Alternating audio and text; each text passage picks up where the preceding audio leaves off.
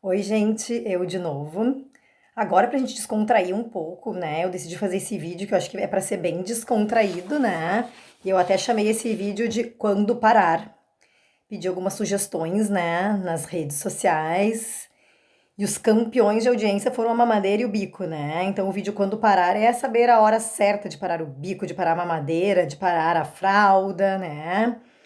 Então, assim, ó, vou começar aqui, meio por ordem, né? Não de preferência do público, mas por ordem, assim, da cronologia do bebê, né? Então, vamos começar pelo aleitamento materno, né?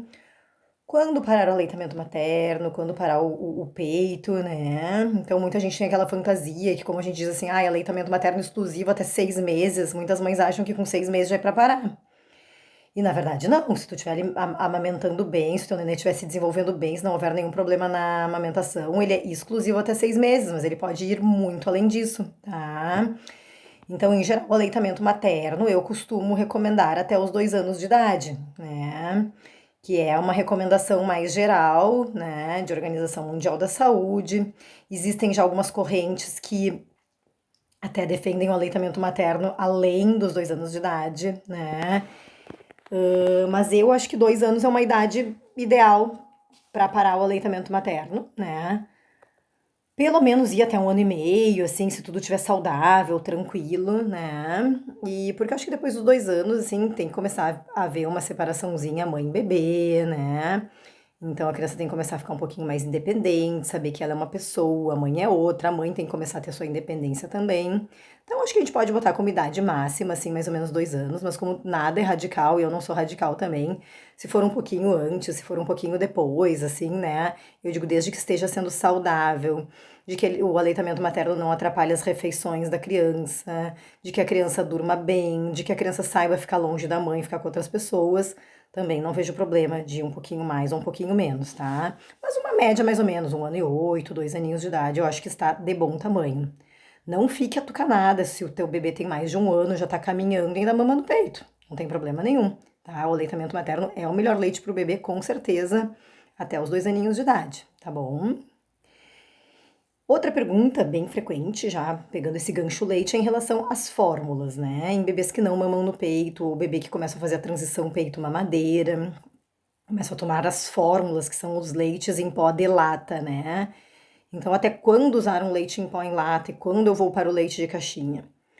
Na verdade, assim, o leite em pó em lata a gente pode usar enquanto for possível. Enquanto a criança gostar, ela pode tomar o leite em pó, porque é um leite seguro, garantido, né, fiscalizado, com vitaminas, então é um leite super saudável. Claro que a gente vai mudando o tipo conforme a idade. Então, as fórmulas número 1 até 6 meses, as fórmulas número 2 até 12, 18 meses, né? Das fórmulas 3 a partir dos 10 meses, que também podem ir praticamente quase até 2 anos. Aí depois de 1 ano e meio, dois, então a gente pode usar as fórmulas de 1 ano, que a criança pode ficar até 4, 5 anos de idade. E enquanto a criança gostar de leite em pó, se gostar a vida inteira de leite em pó, não há problema, tá? Mas às vezes eles chegam num ponto que eles enjoam do leite em pó e aí que a gente acaba passando para o leite de caixinha, tá? Quando parar leite, de preferência nunca. O leite, enquanto a criança estiver crescendo, o leite é importante. Então, independente do tipo de leite que seja, siga dando leite para o seu filho. Claro que em crianças maiores a gente já não precisa dar uma quantidade tão grande, porque os bebês chegam a tomar quase 1 litro por dia, né? No momento que a criança começa a comer, vai diminuindo essa necessidade de leite, e uma criança grande, se tomar um copo, 200, 300 ml por dia, já está de bom tamanho. Mas enquanto estiver crescendo, o cálcio que o leite dá para eles é muito importante. Então, seguir com o leite a perder de vista, tá? Bom, quando parar o bico, né? Então, assim, o bico é bastante controverso, né? E eu vejo que mesmo em dentistas, assim, as opiniões variam. Mas eu acho que assim, ó, antes de pensar em quando parar o bico, desde sempre vamos pensar assim, ó, sempre usar o bico com moderação. Não dar o bico desnecessariamente, não oferecer o bico se a criança não quer, porque quanto menos a criança chupar o bico durante o dia, mais tempo ela vai poder ficar com ele, né? Se a criança chupa o bico 24 horas por dia, em 1 ano o bico já fez um estrago. Ao passo que a criança, chupa só para pegar no sono, chupa 10 minutinhos para induzir o soninho da tarde, né? chupa pouco tempo por dia, ela vai poder chupar por mais tempo, que não vai causar tanta modificação. Então, dentro do uso do bico, já tentar usar o mínimo possível, tá? Mas, em geral, o que que eu combino com os pais? Daí, isso é uma coisa minha, né? Mas que eu vejo que muitos dentistas acabam concordando. A partir, assim, de 1 ano e meio, 2, né? Até 1 ano e meio, 2, assim, dá só quando necessário. Porque às vezes tem a criança com o bico pendurado, quando vê tá o pai botando na boca e a criança nem tá querendo o bico, né? Então, primeiro, não dá desnecessariamente. E aí, a partir de 1 ano e meio, 2, começar a limitar o uso desse bico. Ah, o bibi é só pra dormir, não é pra ver TV e na pracinha de bibi, porque a gente vai lá pra se divertir, né? Então, começar a limitar o uso do bico. Eu sempre faço essa combinação. Ah, se quiser chupar o bibi, então vai pro quartinho dormir. Porque senão fica muito cômodo pra criança. Ah, estou brincando, estou na pracinha, estou vendo Peppa Pig na TV na sala, de bico na boca. Não vai tirar esse bico nunca. Então, entre 2 e 3 anos, eu começo a combinar com os pais essa redução, essa condição, né? Porque se começar toda vez que quer chupar bico, ter que ir pro quartinho dormir, ter perda de convívio familiar, de ver um desenho que gosta, de estar brincando na sala com os outros, com o irmão, de ter que ir na pracinha, né? Se por causa do bico começar a ter perdas, aquele bico já começa a não ser tão cômodo e a criança realmente vai começar a deixar ele mais para a hora de dormir. Então, acho que é uma maneira legal de ir desapegando e se despedindo aos poucos, assim. E a partir dos 3 anos, se nesse meio tempo a criança não conseguiu largar, né? Daí a criança já tem uma compreensão maior e a gente já consegue conversar mais. Que o bico faz mal, que o bico deixa o dente torto. Aí até pode mostrar umas fotos feiosas de dente torto. Que as princesas não usam bico, que os heróis não usam bico, que os patrulhas caninas não usam bico. Então mostrar que aqueles personagens que a criança admira não usam bico, né? E aí a criança vai aos pouquinhos pensando naquilo e aos poucos, né? A gente começa a conversar isso pelos 3. Cada vez a criança vai usar menos, então já não é mais tão prejudicial. Viu que pegou pra pegar no sono, pegou no sono, se não largou, tira, né? Porque ela não precisa ficar chupando aquele bico durante o sono toda a noite. Em geral, até uns 3 anos e meio, 4 no máximo, a gente fazendo essa lavagenzinha cerebral e conversando bastante, a criança acaba dando um jeito de parar o bico. E esse parar pode ser muito interessante, às vezes a criança perde o bico, às vezes a criança esconde o bico, às vezes a criança rasga o bico, e aí a gente tem que também explicar pra eles que na idade deles não se compra mais bico antes deles fazerem isso, né? Então que se rasgar, se perder, se sujar, vai ter que continuar chupando o mesmo bico, porque a farmácia, o supermercado não nos vendem mais bico para criança de 3, 4 anos. E às vezes eles mesmos fazem isso, né, para tentar se ajudar a realmente não querer. E a gente tem que ficar do lado deles e não sair correndo para comprar um bico novo. Deixa assim que provavelmente é um mecanismo deles mesmo tentando se livrar desse bico. Então, bico entre 2 e 4 anos, mas nessa coisa gradual para não ser nada traumático para eles, né? E claro, 4 anos não é aquela criança que fica chupando o bico o dia inteiro. É aquele biquinho só para pegar no sono e largar, né? 4 tô exagerando um pouquinho, né? Mas a criança de 3, 3 e pouquinho, aquele biquinho só para pegar no sono e largar, só em casa, eventualissimamente, que já tá quase parando. E aí temos os nossos amigos, né? Papai Noel, Coelhinho da Páscoa, a Fada do Dente, todos eles também nos ajudam a facilitar, né, que a criança entregue o bico. Às vezes as trocas, às vezes eles querem, né, de Natal um presente de criança grande, então tudo isso são negociações que nos ajudam nessa retirada. Quanto à mamadeira, a gente pode ser um pouquinho mais liberal. Por que que é a diferença da mamadeira e do bico, né? O bico a criança chupa o tempo todo.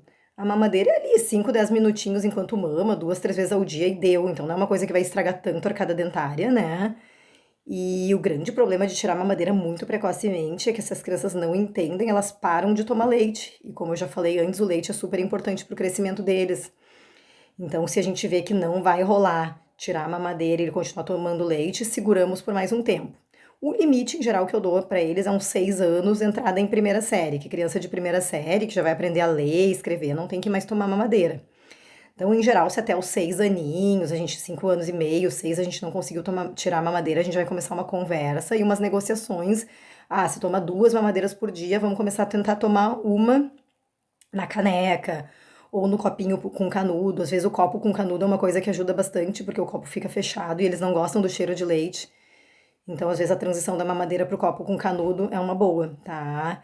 Eventualmente, como é uma criança maior, até alguma misturinha, né? Em vez do leite em pó puro, passar para um leitinho já integral de caixinha, e aí fazer uma batida de banana, botar um cacau, um Nescau, às vezes é necessário, já que eles não podem ficar sem o leite.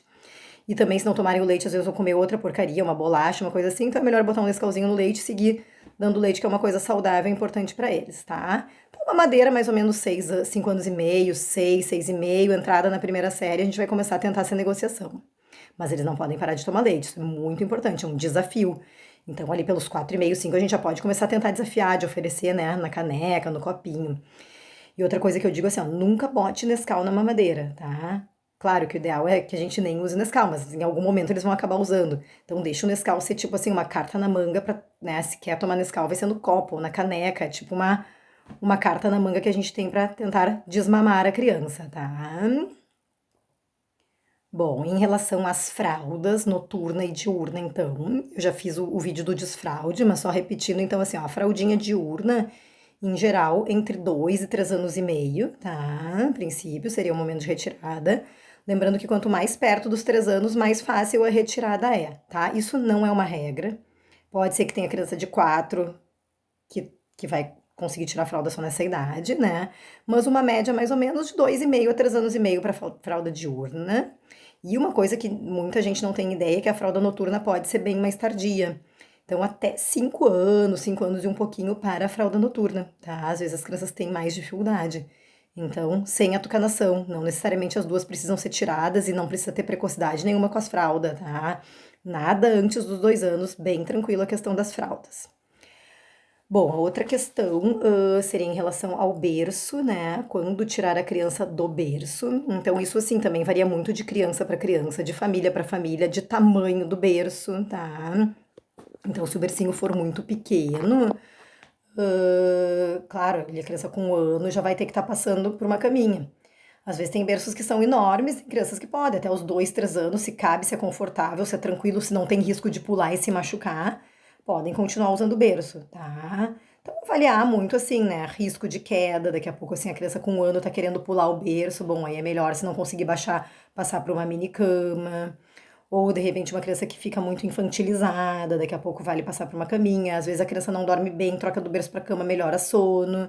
Mas o berço não existe bem uma regra, assim, vai muito da evolução de cada criança, tanto motora quanto emocional, tá? Mas tranquilamente, assim, se for um berço grande, 2 anos, 2 anos e meio, 3, não teria um maior problema. Aproveitando esse gancho, né, já vou regredir um pouquinho, assim, aí quando tirar o bebê pequeno do quarto dos pais. Ninguém me perguntou isso, mas no quando parar, quando tirar, me veio essa questão agora, que é uma pergunta também bem frequente, né? Então, o bebê dormir no quarto dos pais também é uma coisa muito de segurança de família para família, tá? Em geral, eu recomendo que pelo menos os primeiros 15, 30 dias a criança durma num bercinho, ou no carrinho, ou num Moisés, ao lado da mãe e do pai, no quarto dos pais. Conforme a gente vê que aquela noite está tendo um ritmo bom de mamada, que a criança está dormindo tranquila, que a criança não se engasga, né, que os pais estão seguros, ela pode ir pro quartinho dela, né, com uma babá eletrônica, com câmera, ou se o quarto é próximo, ficam as duas portas abertas e a gente consegue ouvir se o bebê chora, solicita, alguma coisa assim, tá? Mas a partir de, assim, 20, 30 dias, num bebê saudável, já seria possível dormir no seu quartinho com essa monitorização de câmera ou quartos próximos.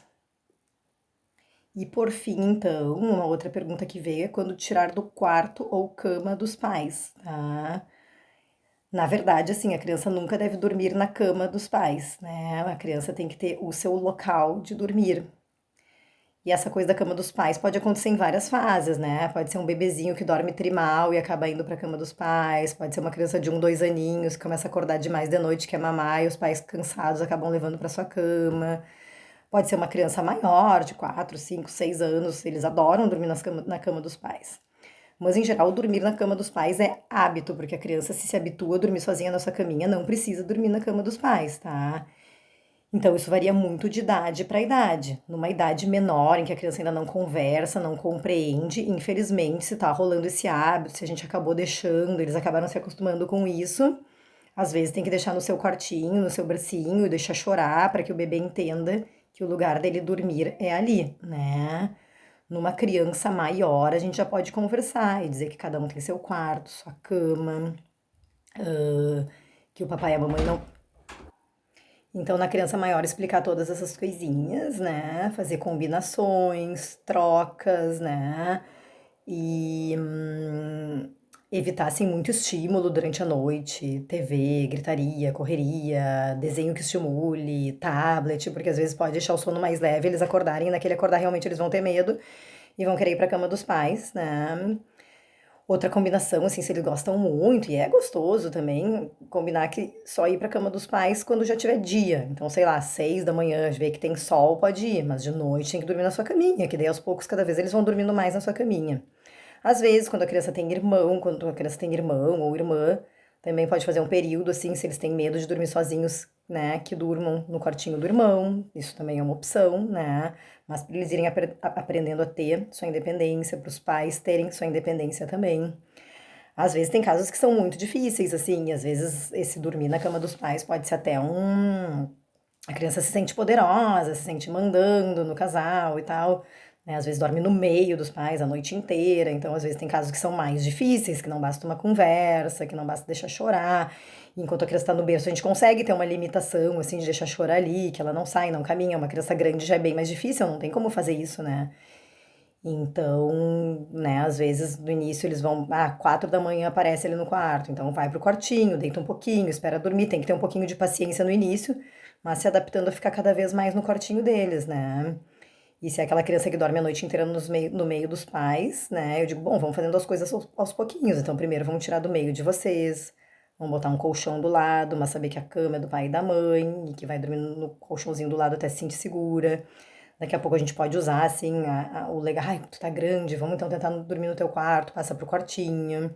Às vezes o pai ou a mãe pode dormir junto até que a criança se sinta segura, né? Mas muitas vezes essa coisa de ir pro quarto dos pais não é unilateral, né? Às vezes a gente gosta, assim, então acaba deixando, ou às vezes é porque a gente tá cansado e é mais fácil, né? Mas o ideal é não deixar virar hábito, porque tudo que vira hábito se torna muito mais difícil de tirar. Tá? Então, os quando parar que me vieram de questionamentos, alguns que vieram de mim eram esses. Se houverem mais quando parar ou quando começar, me sugiram que a gente faz um novo vídeo, tá bom? Beijo, fica em casa, boa quarentena.